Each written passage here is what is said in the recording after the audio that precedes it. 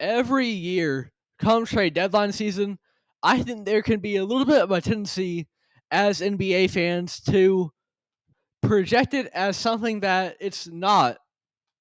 It gets around the middle of February, and now we're pointing out how this superstar might be unhappy with their situation. And you go on Lakers or Knicks fan pages, and they've got all these mock trades of Wemby in a Lakers jersey or something of that sort. And then the trade deadline comes along, and you might at most get a borderline all-star that gets traded. But the sky really was the limit this year. Welcome back to State of the Association. I'm your host, Nash Roberts, and today we're talking about, after about a week to process it, what may have been the craziest trade deadline in NBA history. First of all, the trade that really set the tone for all of this is, of course, Luka Doncic going to the Los Angeles Lakers. And this is a trade that was shocking when it happened. And when we look back on it in 20 years, it might even be crazier. It was seemingly out of nowhere. I was asleep, and I wake up in the morning and I get a text that Luka Doncic got traded. And I don't believe it until I get another text telling me the location to LA. And to contextualize this, Luka Doncic is a top 3 or so player in the league who's really just getting into his prime. There are criticisms to be had of him in regards to his defense and his conditioning at times. But pretty much every year when we're having preseason MVP conversations and favorites about who might go out there and win it, Luka Doncic is always near the top of that list for the caliber of offensive player that he is. And in theory, if you're developing properly, he has the tools to be a solid defender, especially with his size for being a point guard. And truthfully, in spite of any limitations, this is the guy for the Mavericks. He's perceived as their franchise cornerstone. But instead, the GM for Dallas, and I point out the GM in particular because the head coach did not know about this trade until it occurred. No, instead, the GM kind of overcorrects. He acknowledges the flaws that we know Luka Doncic has. But the problem is that he puts a little bit too much weight on his limitations. Because what he does instead is he overcorrects. He trades their 25-year-old franchise cornerstone for an aging veteran who is still with injuries, still a top 20 or so player in the league, of course, Anthony Davis. But he's only getting older, and we've seen in years past his body doesn't always hold out for him. And Luka Doncic is gone in a trade that nobody could have ever seen coming to the Los Angeles Lakers, and in his place comes in Anthony Davis. Now, this is like, say, you're in a car going somewhere with your friends, right? And whether they're driving, someone veers off the road to the right a little bit. You go into the shoulder. And typically what you might do in that situation is ease back into your lane. But instead, what the driver does, they continually turn the steering wheel left until you're at a point where you're facing oncoming traffic now, and you're in a worse situation than you were to begin with. You were in the shoulder. You had a franchise cornerstone that maybe you didn't like the conditioning of. You've got a little bit of a problem there, but it's all right. There's an easy course of action. But instead, now you're facing oncoming traffic, and you just traded your franchise cornerstone, and you've created a much bigger problem than you had to begin with. And first of all, of course, this was a bad trade by the Dallas Mavericks GM. Everyone has vocalized that. And to an extent, some have vocalized it more than they should have, with, threats being made towards Nico Harrison. But at the end of the day, this is kind of putting your career in a precarious position.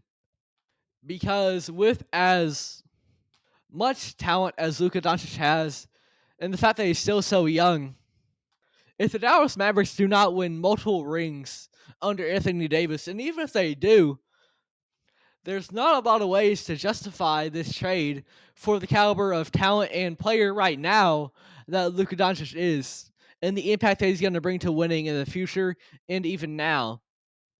In a press conference, the GM spoke of how this trade is to win now, not necessarily in the future, because for him, the future may be, 3 to 4 years down the line, and then people are going to be calling for his head, right? But you made the finals with Luka Doncic last year. And that was about the first time you properly built around him. You had his lob threats. You had good defenders around him. You had Kyrie Irving to be a perfect complementary piece in that backcourt. And you made the finals. And in the NBA, where seemingly every team is getting more and more talented, we're seeing unprecedented levels of parity. You certainly can't guarantee returning to the finals. You take a look at the Minnesota Timberwolves. They made it to the Western Conference Finals last year.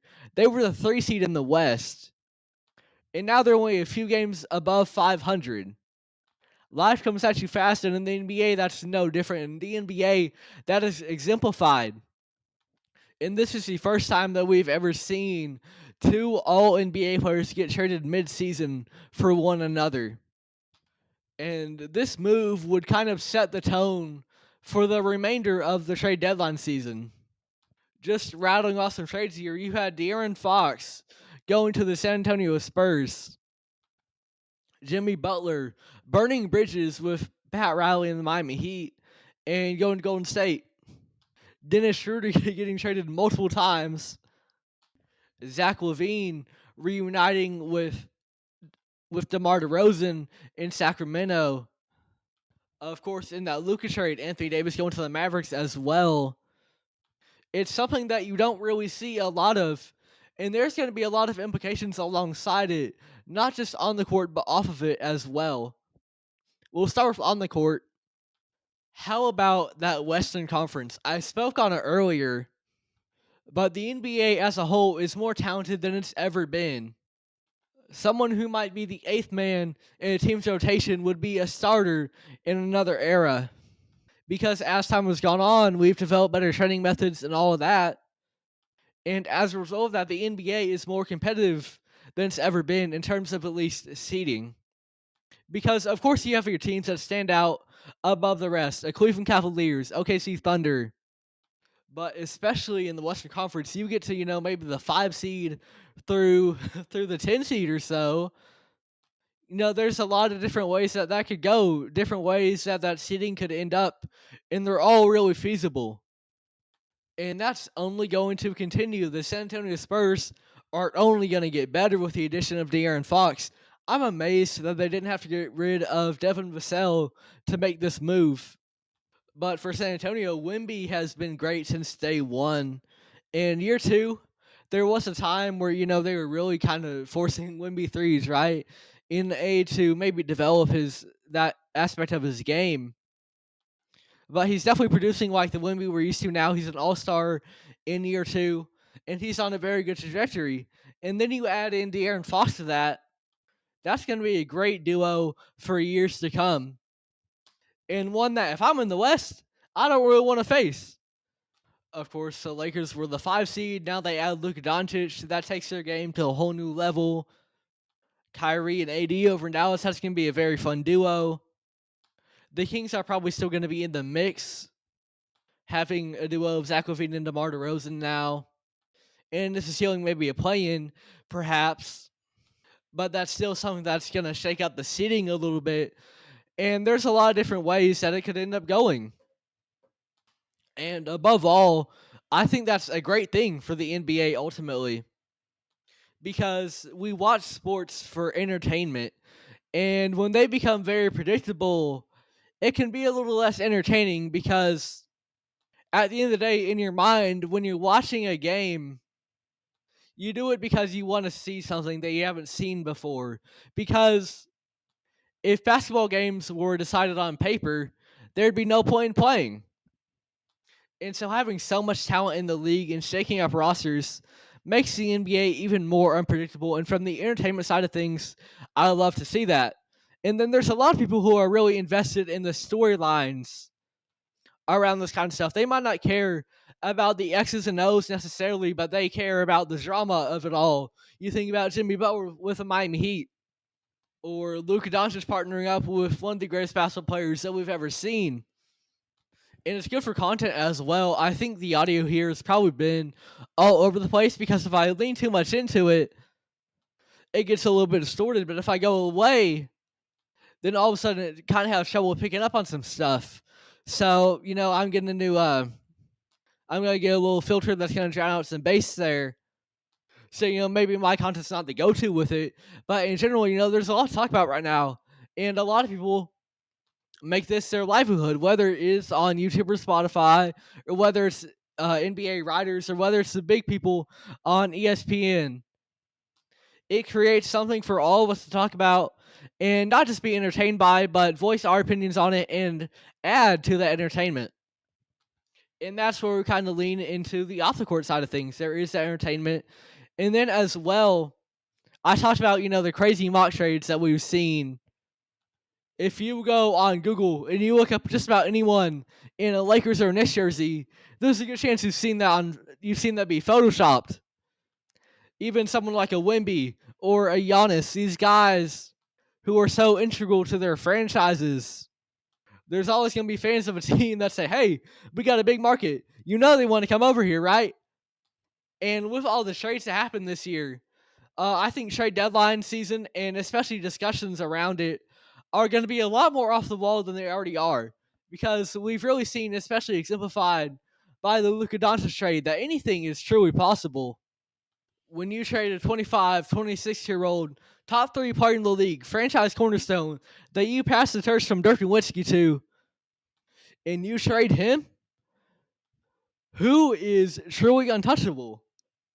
And you can rattle off some names for sure. And most of the insane mock trades that I predict we're going to have are never going to happen. But there's going to be a lot of discourse now, even more than usual, about just some wild trades based off what we saw from this trade deadline.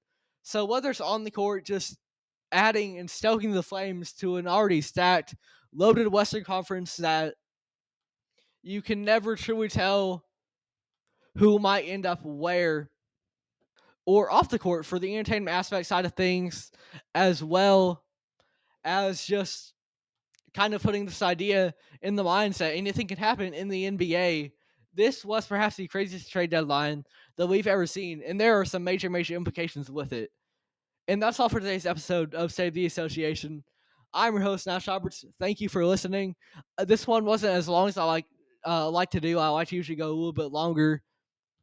But with the audio, I don't know how well it's going to turn out, to be honest. And I'm just waiting to get a cover, and then we're gonna go back and diving deep into stuff. But I don't want to spend 30 minutes talking about something that really doesn't do well because the audio is all messed up.